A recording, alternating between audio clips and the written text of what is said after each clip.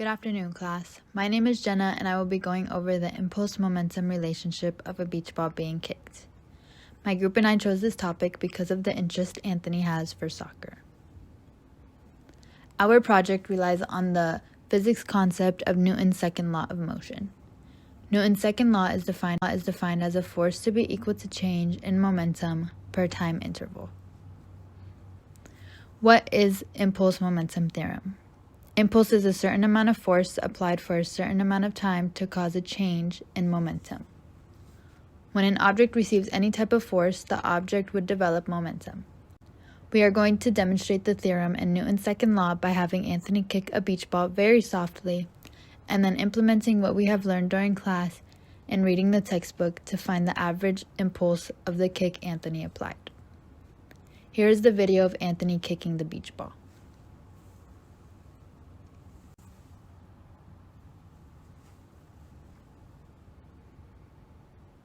Before the video, we measured the ball's mass, and it resulted to be 0.058 kilograms.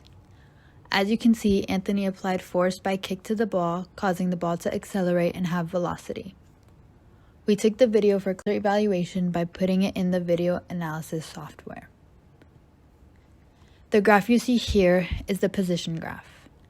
At 3 seconds, the beach ball's position is shown to be at x minus 1.744 meters from the original point. This graph here is the velocity graph. On this graph, we were able to determine the final velocity as well as the initial velocity. From the time frames of 2.43 seconds to 3 seconds, it remains at a constant velocity of 0.85 meters per second. The final velocity was 0.85 meters per second, and the initial velocity was 0.05 meters per second. By calculating the impulse of the beach ball, it would allow us to determine what the average force of the kick on the ball was.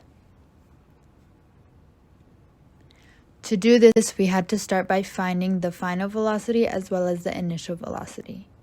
Then we had to determine the formula for impulse. With that formula, we broke it down to being J equals P fin x minus P in x. Since P is equal to mv, we can substitute it to the formula. The final formula would be J equals mv fin x minus mv in x. With that formula, we were able to plug in our values to get our results. To conclude this problem, we found the impulse of the kick of the beach ball to be 0.0464 kilograms meters per second.